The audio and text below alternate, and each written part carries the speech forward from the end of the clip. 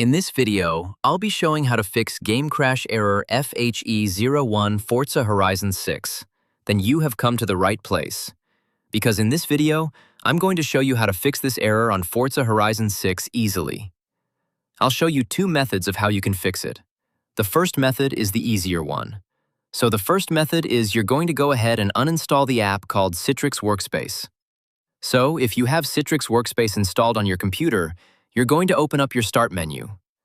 Right here at the Remove Programs. You're going to search for Citrix here. And if you have it installed, you're just going to uninstall it. You can install it after you're done playing the game. So just uninstall it for now because that app conflicts with the game. So you can uninstall the app. And now you can try to play the game, and that should fix your issue. If for some reason it doesn't, then the next thing you can try to do is if you have any Steam controllers connected to your computer, you're just going to disconnect the controllers and launch the game.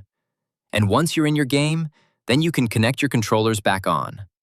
And the last thing that you can try to do is you're going to open up your games platform, go into Library, right-click on Forza Horizon 6, click Properties, click Installed Files, and then click Verify Integrity of Game Files here.